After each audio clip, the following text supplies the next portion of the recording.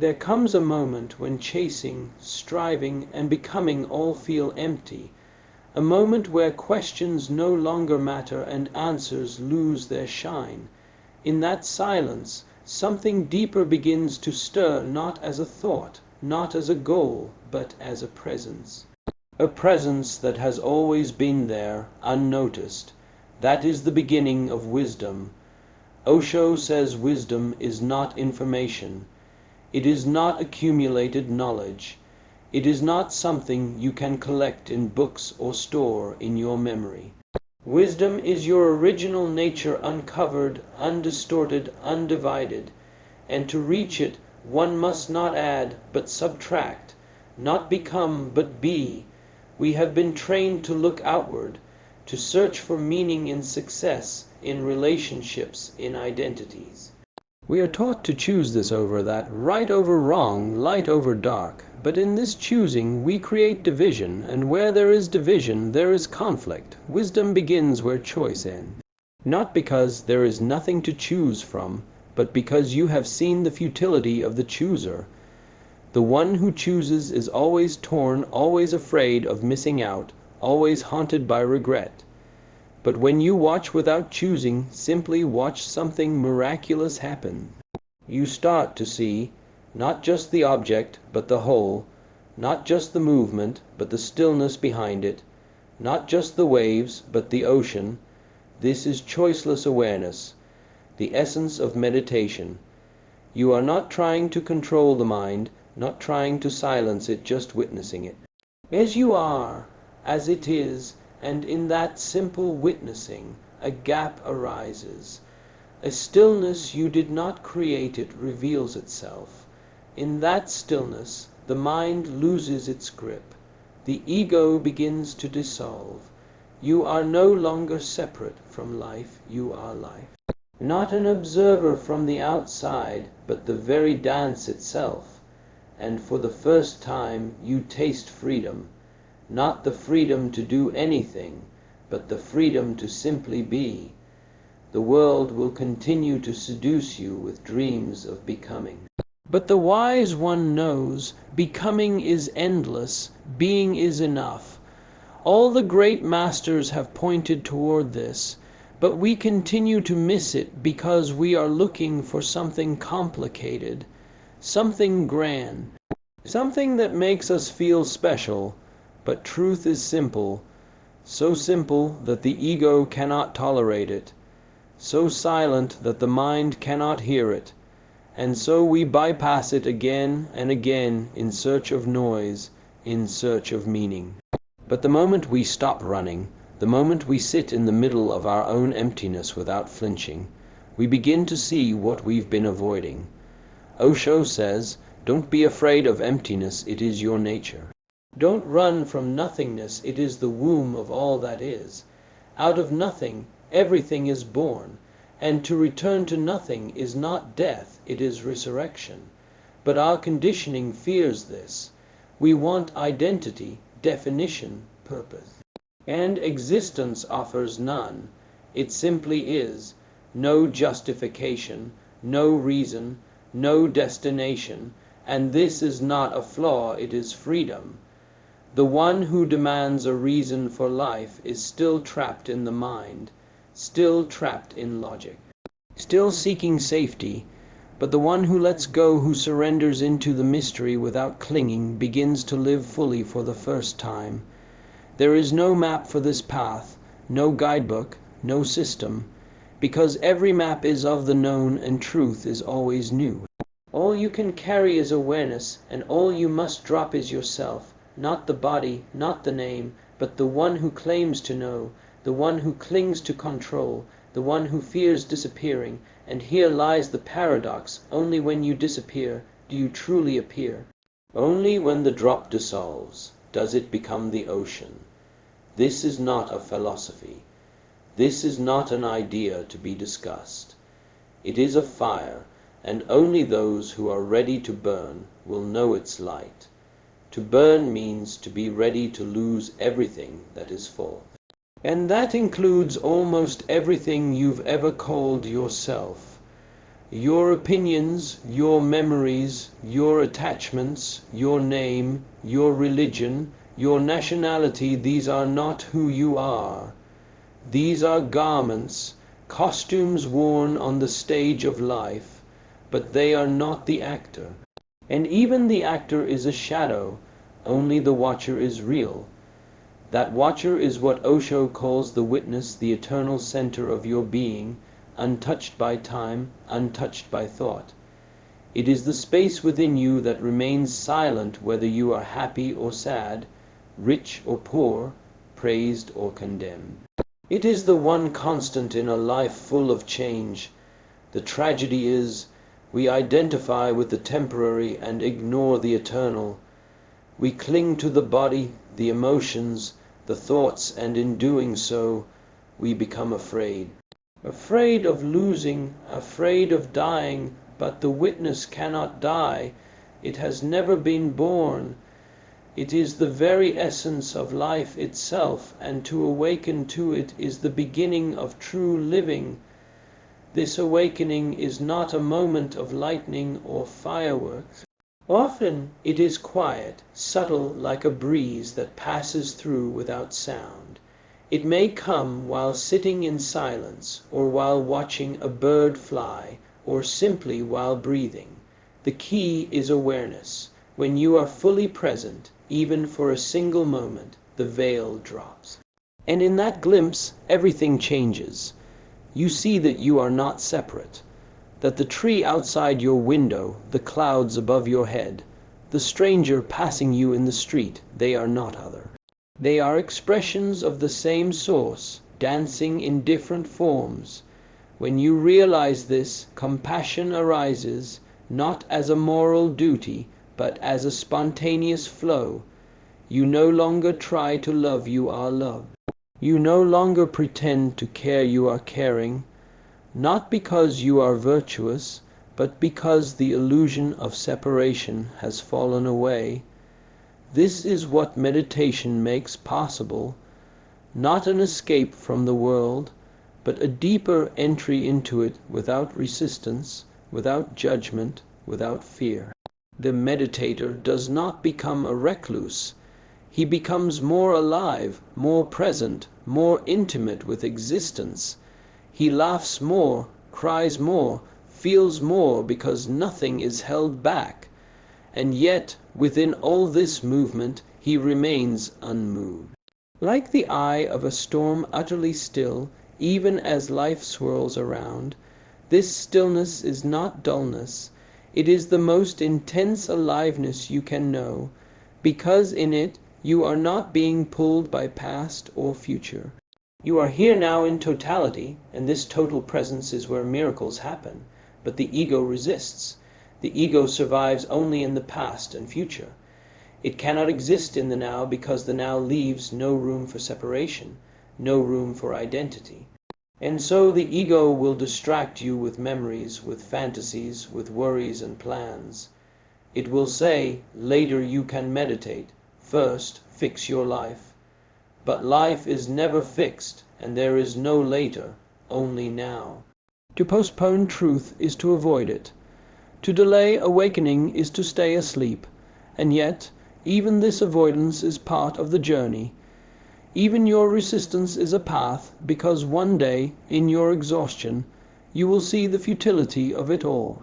You will drop the struggle, and in that moment of surrender, grace enters.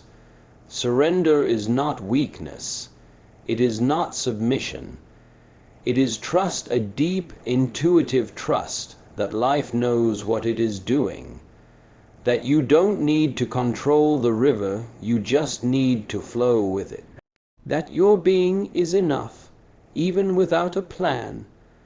Osho calls this trust the beginning of religion. Not the religion of scriptures and temples, but the religion of the heart. A religion that needs no name, no dogma, no authority.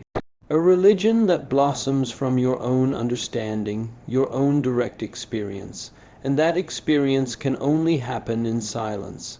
Not the silence of suppression, but the silence of being. When you are just present, watching, breathing, being, a silence arises that is alive.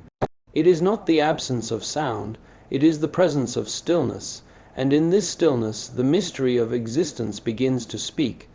Not in words, but in fragrance, in light, in love, it tells you you are home. You have always been, you just forgot. To forget your true nature is not a sin, it is part of the play. The divine is not in a hurry. Existence is patient. It allows you to wander, to fall, to get lost because it knows that in the end you will return. You must return, not because you are forced, but because nothing else can satisfy your soul. All the pleasures of the world, the praise, the power, the possessions are just shadows. You run after them, hoping they will fulfill you, but they only exhaust you. They are the sugar of life, sweet for a moment, but without nourishment. Real nourishment is found only in presence, in love, in awareness. And love, Osho says, is not a relationship. It is a state of being. It is what you become when you drop the ego. When you are no longer obsessed with yourself, love flows not toward one person, but toward all. It is like fragrance, the flower does not choose who gets to smell it. It simply radiates. This love has no opposite. It is not against hate, it is beyond both. Because opposites exist only in the mind. The heart knows no such divisions. The heart simply is. And when you live from the heart, every act becomes prayer. Every word becomes poetry. Every breath becomes a bridge to the divine. This is what the wise have always known, that heaven is not a place. It is a state of consciousness. It is not after death. It is here. Now, in this breath, in this moment, if you can be totally present, even for a single moment, the whole kingdom of God opens up within you. But it requires courage, because to live in the now, you must die to the past. You must let go of everything you think you are. You must step into the unknown with empty hands, and the mind hates this. The mind wants guarantees, maps, security, but the unknown offers none of these. The unknown offers only truth, and truth is wild. It cannot be tamed. It cannot be domesticated. It cannot be made comfortable. That is why the journey to truth is for the rebel, the one who dares to step out of the crowd, to question all that has been taught, to seek with his own eyes, to feel with his own heart. This is the essence of the Book of Wisdom, not a teaching, but an invitation. Not a conclusion, but a beginning. It does not give you answers. It wakes up the questioner, and the moment you are fully awake, questions fall away. Because now you are not living for answers, you are living in wonder. In awe, in communion. You do not know what tomorrow brings, and that is beautiful. You do not know who you are, and that is freedom. You do not know the meaning of life, and suddenly, life becomes meaningful. Because meaning is not something you find, it is something you feel, something you live, something that blossoms when you stop chasing it. That is why the wise one lives lightly, not with indifference, but with joy. He does not carry the burden of proving anything. He dances, he sings, he laughs, and in his laughter the whole universe echoes. Osho reminds us, existence is not serious, it is playful. Just look at nature, the colors, the diversity, the wildness. This is not the work of a stern creator. This is the dance of a cosmic artist, intoxicated by his own creation, and you are part of that creation. You are not here to suffer, to sacrifice, to struggle. You are here to celebrate. But celebration needs one thing, presence. You cannot celebrate yesterday, and you cannot celebrate tomorrow. You can only celebrate now, and now is available only to the silent heart, the empty mind, the open soul. So breathe, be still, let go of becoming. You are already what you are seeking. You are already the treasure. The seeking is the distraction. The goal is not in the distance. It is in your very breath, in your very being. But the mind has made you a beggar. It has convinced you that you are incomplete, that something is missing, that only in some faraway future will you finally arrive, and so you run, endlessly. But where are you going? And who is it that is running? Osho says, look deeper. The runner is the mind, the one who is always planning, fixing, desiring, escaping. It feeds on the future because it cannot survive in the present. In presence, the mind loses its hold, and that is what it fears most, losing control. But you are not the mind. You are the awareness watching the mind, the still eye behind the storm, the sky in which all thoughts come and go like passing clouds. You do not have to fight the mind, you do not have to silence it. You only have to see it clearly. In that seeing there is freedom, no judgment, no resistance, just awareness, a deep, calm recognition. Ah, this is the mind again, this is fear, this is desire, this is memory. And as you keep watching, the identification drops. You are no longer caught. You are no longer dragged by the noise. You are anchored in your being, and your being is silent. It has no name, no form. No boundaries. It is vast, infinite, and yet intimately close, closer than your heartbeat. When you taste even a drop of this being, you realize there is nothing to do, nowhere to go, nothing to achieve. Just to be is enough, and out of this being, a different kind of action arises. Action not from ambition, but from awareness, not from fear, but from love, not from insecurity, but from wholeness. This is what Osho calls non-action action that flows spontaneously, effortlessly from the center. A flower does not try to bloom, it just blooms. The sun does not force itself to rise, it just rises. And when you live from your being, your life too becomes effortless, not lazy but graceful, not passive but harmonious. You are not acting for a reward, you are not performing for applause. You are simply responding to life, moment by moment, like music flowing from a flute, like wind moving through trees.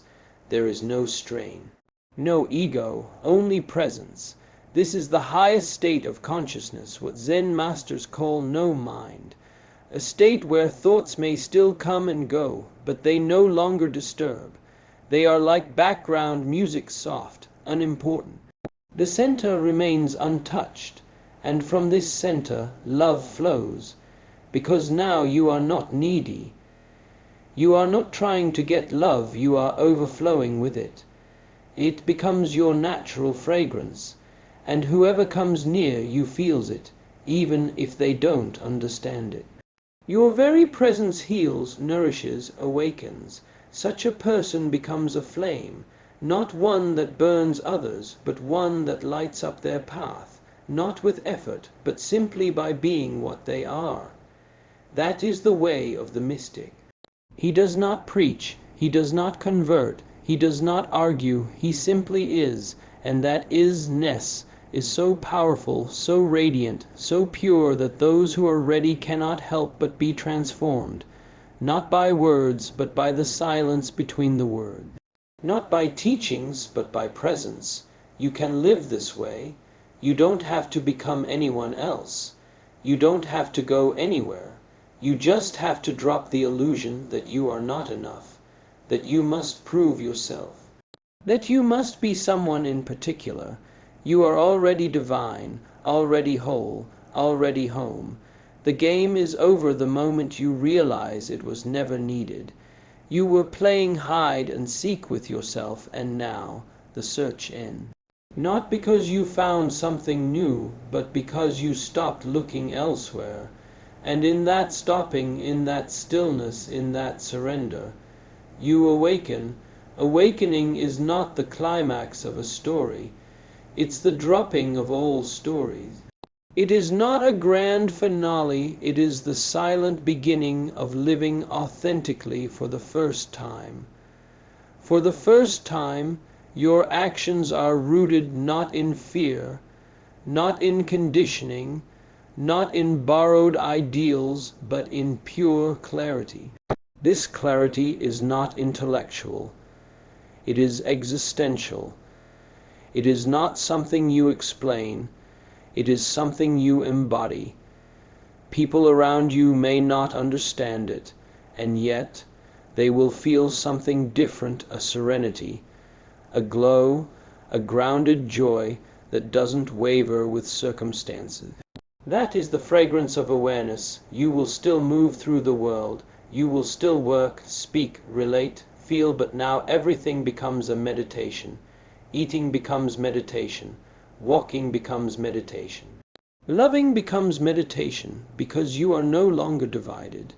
Your inside and your outside are in harmony. There is no conflict. You are one. This is the message at the heart of the Book of Wisdom, that you don't need to go anywhere to find truth. You don't need to read hundreds of scriptures or bow to any authority. All that's needed is to be utterly honest with yourself, to see through the masks, to stop pretending, to be raw, real, empty of the false. From that emptiness, a new kind of fullness arises, not the fullness of possessions or achievements, but the fullness of being, and from that being flows laughter. Yes, laughter, because the whole struggle was so unnecessary, so absurd. You were searching for the key while it was already in your hand. You were looking for God in the skies while he was quietly sitting in your own heart. You laugh not at others, but at yourself, at the long, exhausting dream you took so seriously, at the seriousness itself, which was just the ego's last defense. The awakened one lives lightly. He knows the world is a play, a divine Leela, as the mystics of India call it.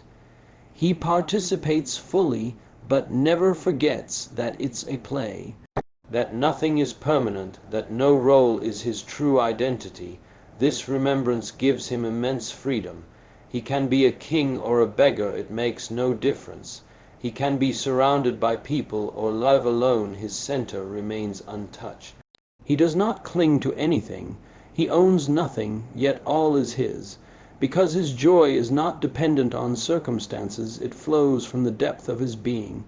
This is what meditation reveals, not a new belief, not a new dogma, but a new way of seeing, a clarity so total that illusion cannot survive in its light.